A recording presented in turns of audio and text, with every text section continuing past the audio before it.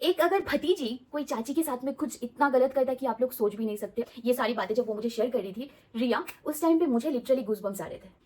Hey hi everyone, welcome to the first episode of Sakhi Saheli, एक ऐसा platform जहाँ पे हम आम इंसान अपने अपने मतलब साथ होने डेली लाइफ में जो भी हमारे साथ में इंसिडेंट हो रहे, जो भी हादसे हो रहे, जो भी मतलब बुरे चीज़ें अच्छी चीज़ें हो रहे, जहाँ पे हमें राय चाहिए या फिर ऐसे कुछ चीज़ें जो हम किसी और से शेयर नहीं कर सकते हैं, ये सोच के कि वो अगला वाला क्या सोचेगा, कैसे जज करेगा, मुझे कुछ प्रॉफिट फ़ायदा भी होगा कि नहीं, मुझे कुछ राय दे पाएगा भी कि नहीं, वो सारे जो भी स्टोरीज रहेंगे रियल लाइफ स्टोरी, वो यहाँ पे मैं आप लोगों से नैरेट करके बताऊंगी।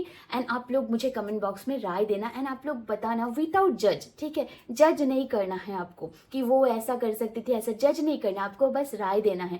क्योंकि ये जैसे हम लोग सखी या सहेली या दोस्त को जिस वे में हम लोग बेझिझक बोल सकते हैं कुछ चीज़, बहुत सारे लोगों के लाइफ में ऐसे दोस्तों की कमी होती है जहाँ पे वो लोग शेयर नहीं कर सकते अपनी निजी ज़िंदगी के कुछ कुछ ऐसे ऐसे सिचुएशंस जो वो पड़ जाते हैं, मजबूर होते हैं करने के लिए, ठीक है? तो आप लोग प्लीज़ जज मत कीजिएगा एंड पॉजिटिव वे में हम लोग राय शेयर करेंगे, ठीक है? एंड यहाँ पे जब मैं नैरेट करूँगी आप लोगों से ये वाली स्टोरी, किसी की स्टोरी, तो उस इंसान का नाम को मैं चेंज कर दूँगी ताकि उसकी निजी ज़िंदगी में इसकी वजह से कोई भी प्रॉब्लम ना आ सके, ठीक है? तो चलिए देर नहीं करके शुरू करते पहला एपिसोड ऑफ सखी सहेली। तो आज का जो ये वाला मतलब आज का जो ये वाला स्टोरी है, जिसके बारे में मैं बताने वाली हूँ, उनको मैं पहचानती हूँ। ये नहीं बोलूँगी कि मैं उनको जानती हूँ, मैं उनको पहचानती हूँ। पहचानना मतलब फेस से जैसे पहचानते हैं वैसे मैं पहचानती हूँ। जानना मतलब जिसके बारे में आपके पास में डिटेल्स हो। मेरे पास में उतने डिटेल्स नहीं है कि मैं जानती हूँ बोल सकूँ, बट मैं पहचानती हूँ। एंड उन्हीं से मुझे एक्चुअली मैसेज आया हुआ था इंस्टाग्राम पे इस वाले हादसे के बारे में। एंड मैंने सोचा आप लोगों से भी शेयर करूं एंड इसके बारे में आप लोग अगर होते, आपके लाइफ में अगर ऐसा घट रहा होता था तो आप लोग क्या करते, ठीक है? बचपन से ही हमें ये सिखाया गया है कि मासी, बुआ, फिर बड़ी मम्मी, चाची, ये सब लोग माँ समान होते हैं, है ना? क्या मतलब कोई भतीजी या फिर कोई भी भांजी अपने चाची या अपने मामी या फिर अपने मासी के साथ में इस तरीके का हरकत कर सकती है? आप लोग सुनोगे तो आप लोग मतलब धम के धम रह जाओगे। क्योंकि मुझे जब वो उसने शेयर किया था ये वाला स्टोरी, ये सारी बातें जब वो मुझे शेयर कर रही थी रिया, उस टाइम पे मुझे लिटरली गूज़बम्प्स आ रहे थे। मैं सोच रही थी वो कितनी मजबूर होगी जो उसको ये सब सहना पड़ रहा है। तो एक अगर भतीजी कोई चाची के साथ में कुछ इतना गलत करता है कि आप लोग सोच भी नहीं सकते, एंड वो चाची मजबूर होके उसको हर दिन सहना पड़ता है, आप लोग सोचो आप कैसा फील करोगे, ठीक है? तो कहानी ये है कि मुझे एक दिन इंस्टा पे मैसेज आती है रिया की तरफ से कि हाय कैसी है तू, बहुत सारी बातें तुझसे शेयर करनी है। तो मैं रिया को आप लोगों को बता दूं, रिया को मैं जानती हूँ एक शॉर्ट वीडियो ऐप्स के ज़रिए से। वो भी वहाँ पे वीडियो बनाती थी, मैं भी वीडियो बनाती थी, मैं वहाँ पे लाइव आती थी तो वो लाइव ज्वाइन करके बात करती थी। एंड कोविड में उसके जो मॉम डैड है वो दोनों एक्सपायर कर गए। एंड वो बिलोंग करती है वेस्ट बंगाल से। एंड उसकी शादी जो हुई है वो शादी हुई है बिहार के एक बहुत ही रिमोट एरिया में, बहुत ही एक रिमोट वाला गाँव में, ठीक है? तो रिया के दो बच्चे हैं, उसके पति जो है, उसके पति मुंबई में काम करते हैं एंड वो बिहार में रहती हैं उसके बच्चों के साथ में, उसके मतलब ससुराल वालों के साथ में। उसके ससुराल में उसके पूरे मतलब जेठ जी है, जेठानी है, उसके सास ससुर सब लोग हैं एंड उसके बच्चे भी हैं। तो उसके जो मॉम डैड के गुजर जाने के बाद में उसके जो भाई है, मतलब उसके भाई को उसका आना पसंद है, कुछ प्रॉब्लम नहीं, लेकिन उसकी जो भाभी है वो ज़्यादा पसंद नहीं करती कि उसकी मतलब वो ज़्यादा टाइम तक मायके में रहे। ये शायद बहुत सारे लोग रिलेट कर पाओगे इस बात से। तो ऐसा होता है, मतलब बहुत होते ही है, आम घरों की बात है। भाभी लोग मतलब पसंद नहीं करते अगर आप लोग ज़्यादा टाइम रहे तो वो मुझे लिखती है हाय कैसी है तू, मुझे तुझसे बहुत सारी बातें शेयर करनी है। तो मैं सोची कि जब उसके मॉम एक्सपायर्ड हो गए थे उसके बाद जब मतलब मेरे उससे मैसेजेस में बात हुई थी, वो बहुत ही ज़्यादा डिप्रेस थी, बहुत ही ज़्यादा डिप्रेस थी। वो हमेशा बोलती थी मुझे मर जाने का मन होता है, मुझे अच्छी नहीं लगती है, मम्मी के पास चली जाने का मन होता है, इतनी ज़्यादा वो डिप्रेस थी।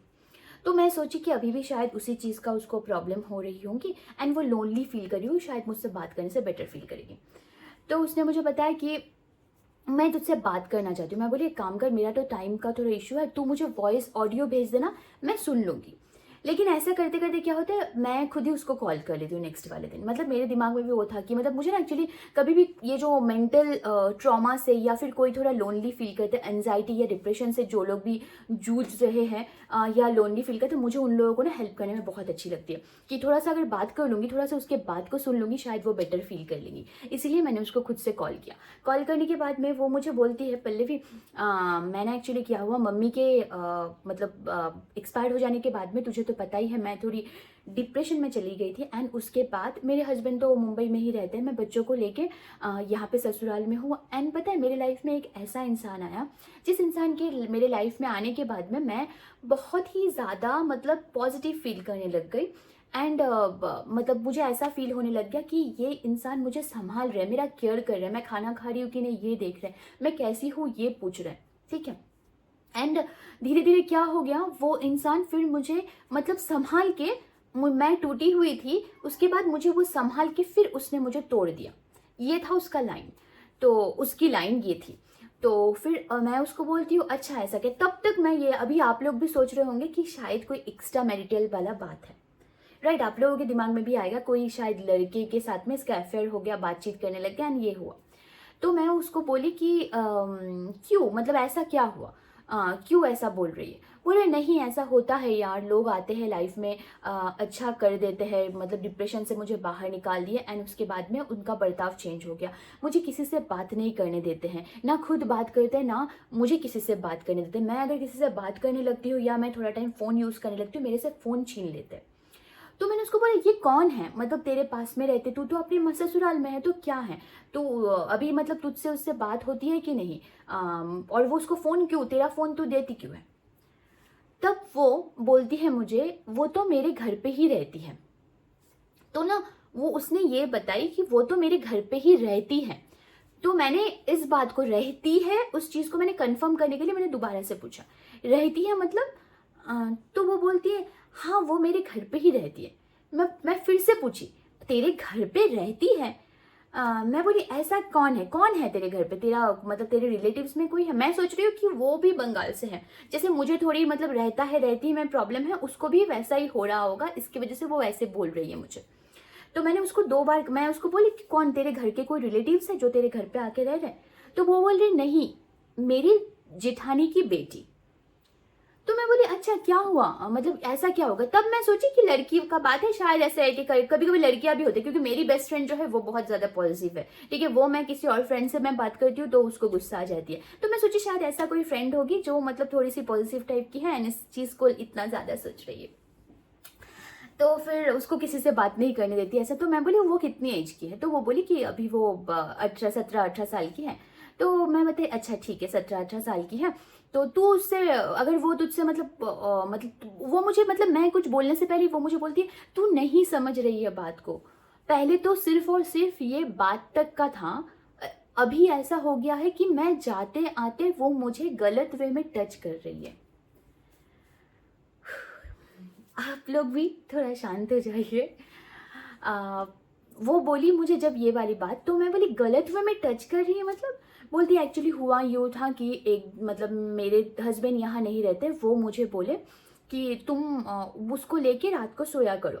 तो मैं अपने बच्चों के साथ में उसको लेके सोती हूँ रात को। एक दिन ऐसा ही हुआ कि रात में मुझे उसने गलत वे में टच कर लिया एंड जब मैं मतलब कुछ बोलने के लिए ट्राई करी, वो उस टाइम पे मुझे बोलने लग गई तुम अगर किसी को भी बोलोगे तो मैं पूरा घर पे बता दूंगी कि चाचा जी ने मेरे साथ में गलत किया है। तब चाचा जी के बारे में सोचो क्या होगा। ऐसे करके वो लड़की ने उसको बोल दिया एंड उस दिन उसने मेरे साथ में गलत कुछ कर लिया। उसके बाद नेक्स्ट ऐसे ऐसे करके वो इंसिडेंट घटती गई। अब ऐसा हो गया दिन में भी अगर वो उसके सामने से जाती है, अगर रिया सामने से चली जाती है उस लड़की के, तो वो गलत वे में टच कर लेती है। अब ये वाली बात मुझे वो बोलने के बाद में मैं उसको अभी क्या सलाह दूँ मुझे समझ में नहीं आ रही थी। मैं उसको ये बोली कि तू अपने मायके चली जा, तू अपने हस्बैंड से बात कर। मैंने उसको इतने सारे सोल्यूशन दी। एक तो मैंने बोला तू अपने मायके चली जा, उसने बताया उसके घर पे प्रॉब्लम हो गया, भाभी उसको उतने टाइम तक नहीं रहने देंगे। दूसरी वाली बात मैं उसको बोली कि तू अपने हस्बैंड को बोल कि तुझे वो अपने पास में लेके रखे। लेकिन उसके हस्बैंड लीस्ट बॉदर है उसको लेके रहने के लिए। उनका शायद पता नहीं क्यों, मतलब वो मुंबई में रहते हैं, शायद वहाँ पे उसका कोई अफेयर वगैरह होगा, इसीलिए शायद वो लेके नहीं जाना चाहते, वो यहाँ पे ही रख दिए हैं। ठीक है, बच्चों की पढ़ाई करना है, तुम वहाँ पे रहो मम्मी के पास में, ऐसे करके बोल के रख देते हैं हमेशा। जब भी वो जाना चाहती है तब तब वैसा करके बहाना बोल देते हैं। उसके हस्बैंड के पास वो नहीं जा सके। मैंने उसको ये तक बोला तू अपने हस्बैंड से बात कर इस बारे में। ये थर्ड ऑप्शन। मैंने उसको ये बोला कि तू रिकॉर्ड कर, जब वो गलत कुछ करे कैमरा को छुपा के रिकॉर्ड कर। तेरे हस्बैंड को अगर तू बोले कि पहले तो वो नहीं सुनेंगे, तू रिकॉर्ड करके दिखा कि तेरे साथ में ऐसा कर रही है, तब तो तेरे हस्बैंड मानेंगे। और उससे पहले अगर बिना रिकॉर्डिंग के दिखाएगी तो फिर तुझे ही गलत बोल देगी कि तू ही गलत है। ये 4 ऑप्शंस मैं दी थी, बट वो चारों के चारों ही नहीं कर सकती हैं। वो उस दिन बात हो गया, एंड उसी टाइम पे मेरे से जब वो बात कर रही थी, बात करते टाइम ही वो पीछे से वो लड़की आके बोल रही है किससे बात कर रही है, हाँ बोल के ऐसे कि वो फ़ोन कट कर दी। तो मैं भी फ़ोन रख दी थी उस टाइम। फिर मैंने 2-3 दिन के बाद में मैंने फिर से उसको कॉल किया। मैं कॉल करके उसको बताया तूने क्या डिसाइड किया है, क्या सोची है तू। उस तरीके से कब तक, मतलब अगर एक लड़का अगर मतलब कोई एक लड़का अगर इस तरीके से हमेशा उठते बैठते करता रहेगा, तभी एक इंसान को कैसा मतलब फील होता है। और उस टाइम पे उसके लिए सोचिए आप लोग कितना मतलब डिफरेंट होगा, राइट। तो वो मुझे बोल रही थी, बोलते बोलते पीछे से आवाज़ आ रही है, हाँ हाँ तुम मतलब बात करो सबसे बात करो, ऐसे करके वो लड़की पीछे से बात कर रही थी। वो लड़की के एक बॉयफ्रेंड भी थे। उसने सोची थी रिया ने कि वो अगर रिलेशनशिप में आ गई है, अच्छा ही वो रिलेशनशिप में आ गई है, अभी शायद वो मतलब मेरा ऐसा है कि मुझे तंग करना बंद कर देगी। लेकिन कुछ नहीं, रिलेशनशिप के थोड़े टाइम के बाद ही बीच में उसने क्या किया, वो पूरा का पूरा रिलेशनशिप भी तोड़ दिया। वो लड़के से झगड़ा करके वो रिलेशनशिप तोड़ के यहाँ पे भी वो तमाशा करने लग गई हर रोज़। ठीक है, एंड उसके बाद फिर से वो लड़के के साथ में फिर से पैचअप हो गया। पैचअप होने के बाद लड़के के साथ में भी और ये घर पे चाची के साथ में भी ये हो रहा था। ठीक है, तो मैं वो लड़की को बताई। वो लड़की एक्चुअली डरी हुई थी, मेरी जो मतलब जिनके बारे में मैं बात करूँ रिया, वो बहुत डरी हुई थी। तो वो कुछ नहीं कर सकती है, बात ये है। मैंने उसको सोल्यूशंस दिए थे बट वो कुछ भी नहीं कर सकती है। तो मैं मतलब उसके बाद से ना उसको बोल दी कि तू अगर कुछ नहीं कर सकती है तो बोल के, क्योंकि मुझे याद है उस दिन ना रात को, जिस दिन उससे मेरी बात हुई थी पहले दिन, उसने जिस दिन मुझे शेयर करी थी, मैं सुनते वक्त मुझे गूज़बम्प्स आए ही थे। रात को मैं सो भी नहीं पाई थी, मुझे अजीब फील हो रही थी, बहुत ही अजीब फील हो रही थी। तो मतलब अजीब, मतलब कैसा बताऊँ, मतलब एक ना यकी टाइप की, मतलब डिसगस्टिंग टाइप की चीज़ें वो फील हो रही थी। मैं अगर होती, मैं तो रिकॉर्ड करके सारे लोगों को दिखा देती, क्योंकि अगर वो रिमोट एरिया है, बिहार का है, रिमोट एरिया है, अंडरस्टैंड। लेकिन अगर आप बोलोगे, अगर आप लोगों को दिखा सकोगे कि ये देखो प्रूफ है मेरे पास में, मैंने गलत नहीं किया है। अगर बिना प्रूफ के अगर जाएगी तब सही, सब लोग बहू को ही बोल देंगे कि तेरा पति दूर में रहता है, इसकी वजह से तू यहाँ पे रंगरलिया मना रही है, तू बच्ची को बिगाड़ रही है, तेरे 2 बेटे हैं, तू तो एटलीस्ट समझदार है, इस तरीके के बोल देंगे। तो अगर रिकॉर्ड करती तब अच्छा रहता। और मैं और भी एक ऑप्शन दी थी। मैं उसको बोली तू ना हमेशा व्लॉगिंग करना शुरू कर दे, तो यूट्यूब पे एक्टिव हो जा, तेरा भी टाइम पास हो जाएगा, तू भी मतलब ऐसा है कि बिजी मतलब रहेगी। एंड जब तू ऐसे हमेशा कैमरा ऑन करके रखेगी, तब वो भी मतलब तेरे पास में आके कुछ गंदे हरकत करने से भी थोड़ा सा डरेगी, हिचकिचाएगी, आएगी नहीं शायद, ये बताई थी। बट वो भी नहीं कर सकती है। तो ये सारी बातें हुई थी। तो मैं सोची आप लोग बताइए कि मैंने जो मतलब मैंने 5 ऑप्शंस दिए थे, वो 5 ऑप्शंस सही थे या गलत थे। आप अगर वहाँ पे होती तो आप क्या करते, ये वाला आप लोग कमेंट में मुझे बताइएगा। तो यही था आज का स्टोरी रिया वाला। ऐसे ही और भी स्टोरीज आप लोग भी अगर चाहते हो कि आप लोगों की लाइफ में भी ऐसा कुछ हो रहा है जो मैं यहाँ पे नैरेट करके बताऊँ, इन लोगों से राय पूछो उस चीज़ का, बेझिझक आप मुझे इंस्टा पे पिंग कर सकते हैं। इंस्टा पे मुझे DM कीजिए कि मुझे स्टोरी शेयर करनी है, ठीक है।